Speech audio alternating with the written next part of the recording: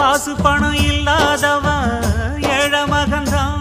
அவன் காட்டோரமா ரோட்டோரமா படுத்து தூங்குறான்.